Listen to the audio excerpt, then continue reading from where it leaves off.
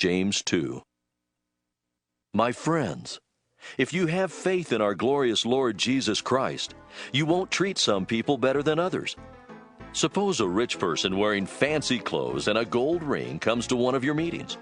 And suppose a poor person dressed in worn-out clothes also comes. You must not give the best seat to the one in fancy clothes and tell the one who is poor to stand at the side or sit on the floor. That is the same as saying that some people are better than others, and you would be acting like a crooked judge. My dear friends, pay attention. God has given a lot of faith to the poor people in this world.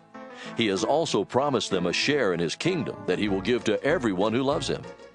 You mistreat the poor, but isn't it the rich who boss you around and drag you off to court? Aren't they the ones who make fun of your Lord? You will do all right if you obey the most important law in the Scriptures. It is the law that commands us to love others as much as we love ourselves. But if you treat some people better than others, you have done wrong, and the Scriptures teach that you have sinned. If you obey every law except one, you are still guilty of breaking them all. The same God who told us to be faithful in marriage also told us not to murder. So even if you are faithful in marriage but murder someone, you still have broken God's law.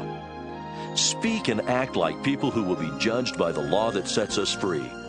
Do this because on the day of judgment there will be no pity for those who have not had pity on others. But even in judgment, God is merciful.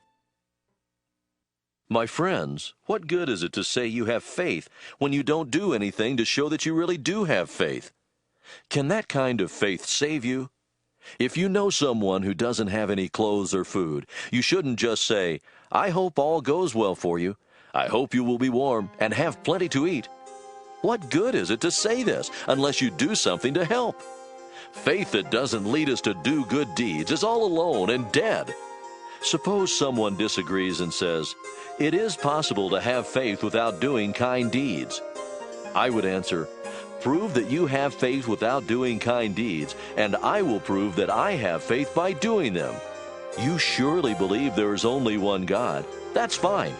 Even demons believe this, and it makes them shake with fear. Does some stupid person want proof that faith without deeds is useless? Well, our ancestor Abraham pleased God by putting his son Isaac on the altar to sacrifice him. Now you see how Abraham's faith and deeds work together. He proved that his faith was real by what he did.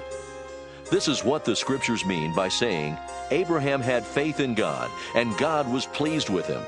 That's how Abraham became God's friend. You can now see that we please God by what we do, and not only by what we believe. For example, Rahab had been an immoral woman, but she pleased God when she welcomed the spies and sent them home by another way. Anyone who doesn't breathe is dead, and faith that doesn't do anything is just as dead.